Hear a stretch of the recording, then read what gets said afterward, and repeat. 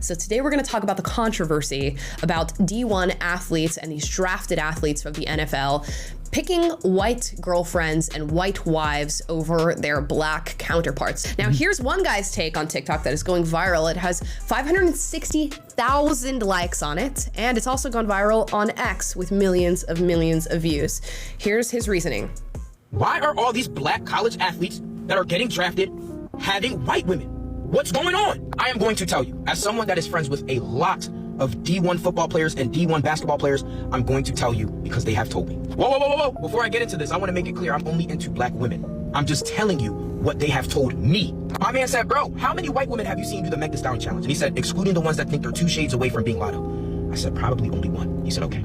Y'all, 5 of my guys that play on Division I Power 5 football teams, and they start, they were like, Goody, you know the type of NIL deals we got. One of my men said, bro, I was messing with this black girl. She heard about the deal I got and started to request money, Apple Pays and Cash Apps, for her hair and nails. I said, oh shit. My other friends were saying, bro, I would try to take her out to Chipotle, Kava, this and that. She would get mad talking about, why are we going to steakhouses? You're good for it. I said, oh shit. They were like, bro, the white women, they're down to go and get a cup of coffee, go and get some ice cream. My friends were like, bro, the white women we're dating, they pay for a lot of our stuff. I said, what do you mean? They said, bro, they know that we're making some money, but while we're at practice or we're at camp, they got us our favorite Kava bowl, double chicken, right? Waiting for them to come out of practice. My friends were telling me these girls are getting their group projects done, getting their essays done, online tests done on time. I said, wait, what? I said, bro, what about maintenance? There's no way y'all not paying for her hair, nails, bags, her lifestyle. He said, bro, first of all, my girl will get her own Starbucks and even get me one, but if I want to be nice, I'll get her something, from Starbucks. And they were like, hair and nails, they don't even care about the nails, really, and if they do it themselves. Sometimes I pitch in, and I was like, all right, what about hair? They were like, bro, she's white. She just brushes it. We're flat irons it. She wants to be special. So, Jesus Christ, you guys are saving a lot of money. One of my men said this. He just got drafted. He said, bro, I was dating a black girl. Now I'm dating a white girl, and I'm about to marry her. He said the difference between the black girl and the white girl, the biggest difference is the white girl knows when to shut the up. I said, God. Listen, this is what they told me. Do with the information as you please. If it takes me 10 to 15 years to find a black woman that's compatible with me, that's what I'm going to do. But this is what they told me. So stop. Okay, there's so many different angles you could look at that from. I'm gonna start off by saying there are classy and trashy white women. There are classy and trashy black women. Let's go ahead and get that out right out of the gate. I don't want none of this racist that conversation being had there. The bad and good people exist in both realms. There are going to be white women who want you for your money and say Venmo me for my nails and my hair and my new Givenchy dress or whatever. And there's going to be black women who do the same. Now, the ratio of the different types of women who would do that within the different race demographics, I don't know. You'd be better pressed to go and ask a man who has experience in both realms, or ask multiple men what they feel about that. He claims to have spoken to multiple men about this. Now, I could see with the difference between black culture and white culture, or at least the generalizations we can make about black culture and white culture, why this might be true as you're an athlete entering sort of the upper echelon of society, a place of status. And what I mean by that is, he talks about how when have you ever seen a white girl do a Meg Thee Stallion knee challenge or something like that, where maybe white women do not have the same idols and role models that a lot of black women have. And again, not all of them, okay?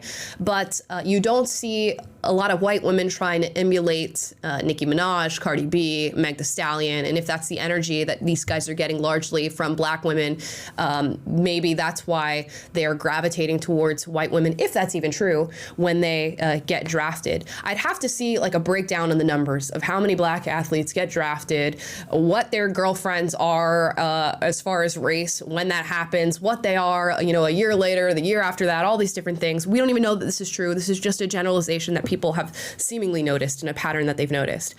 Another thing that I could maybe point out is the lack of fatherhood, which affects all races here in the United States, but is particularly impacting the black community. When you do not have that and you don't have a natural, healthy relationship that is modeled for you between men and women, I don't know that you have the energy to bring about a natural and healthy relationship when you're in this young phase in life, right out of college, like these young men and women are. So if you haven't had that modeled, I'm not sure how good you are at applying that to your own life. And maybe these drafted athletes are finding more success amongst white women because they did grow up with mom and dad in the home. They've sort of seen a mother that has treated a man in a certain way. They've seen a father that's treated a woman in a certain way. And they see these sort of give and take relationships play out. And they bring that into their dynamic with these athletes. And that involves, hey, can I make you lunch for when you're going out and you're going to be practicing? Can I grab you something? Oh, you don't have to pay for everything. My mom and dad both work and all these different things. So that's maybe the dynamic that they experience. And these men gain that experience with them. And they're like, oh, yeah, this is much better than the girl who's telling me that I have to pay for her hair and nails and who is blasting Meg the Stallion when we're, trying to hang out with the other team members' girlfriends and wives and all these different things. Now, again, these are generalizations about black and white culture, and I don't know how influential they are on these guys' picks. We did have another take on TikTok. This one went a little less viral, 155,000 likes on the platform. I can tell you very quickly and precisely why black athletes, really athletes of all color, be on white women, but we're talking about black athletes. So and language warning, sorry about that. We'll keep it at that. It's because these white women are mushrooms. They're certified eaters. Okay, now I'm gonna let his take sit there. You heard what he referred to them as. He referred to them as mushrooms, which is sort of what the other guy said at the end of his take. And his point is that white women will put up with a lot more BS from these athletes than a black woman would. That a black woman is going to assert herself when she feels like she's being set aside, that he's not, spending enough attention and money on her, maybe that he's playing around with other women while he's out being an athlete, which we all know a lot of these athletes do. Let's not even play around with that and act like these are some goody two-shoes athletes. Some of them may be, but not all of them. And they're making the argument from, I guess, a cultural standpoint that white women are much more likely to put up with that sort of behavior because of the status that they gain, because of the way that they've been socialized, than black women, and black women will create more problems. I'm going to be honest, I don't know what the answer is here. With the D1 athletes and the black athletes, white women, this, that. I'd be curious to hear from you guys. But people, again, are having this discourse and posting about it. Here's a picture that was posted on Twitter.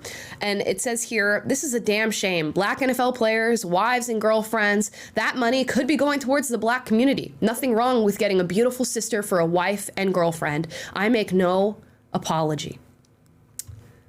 I just don't understand why the race matters all that much. If they're gravitating towards white women, they're gravitating towards white women. You have no obligation, whatever race you are, to date within your race or to date outside of your race. And anybody who's trying to push you to do that in any way, shape, or form, I would question that person and view them with a great amount of skepticism as to why they are insinuating that that is something that you should do or pushing you towards that end. If you find a relationship with somebody and she happens to be black, she happens to be white, whatever, that's great. Now, I do think there are maybe cultural conversations we could have surrounding this, and it doesn't bring up an interesting subject matter as to why maybe a black guy would gravitate towards white women when entering this status in society and becoming an athlete in the NFL.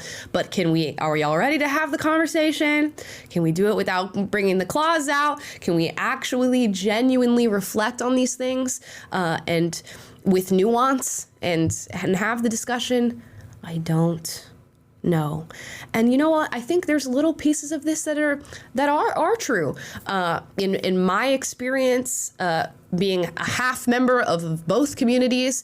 Now, people would argue that my black community side is more Nigerian, but I grew up in a place that had African Americans as well. So I would say that maybe there is less that a black woman would put up with, but also maybe there would be a temperament towards creating certain problems where a white woman would not create problems, just culturally. Maybe there is a different dynamic between, you know, family and culture with the role model that white women so often get with a two-parent household that black women more often than not do not get. And these are cultural things that can impact you. Do I honestly think a man is thinking that deeply about these things? No.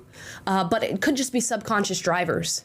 At the end of the day, with a lot of these athletes, it might just be, she hot, me like, me date, she nice. You know, I think for a lot of men in general, especially of the college age, it's just like, is she nice? Is she hot? And this is white, black, Asian, I don't care what race you are. She hot, me like, she nice is pretty much what a lot of men end up choosing. We're simple creatures at the end of the day. It's true. Yep. Yeah, I don't know that there's anything else to really say about that. Taylor, do you anything to weigh in on? Did you even know about this controversy? I did not know about the controversy. I mean, you know, I'm a sports fan. I guess I honestly have never really thought much of the race of male athletes, wives and girlfriends. There's probably something there that so many people are talking about this. Maybe there is some kind of disparity, and it seems like we're always hypersensitive about disparities, and we have to talk about race and analyze all those dynamics. But for me, at the end of the day, it's really simple.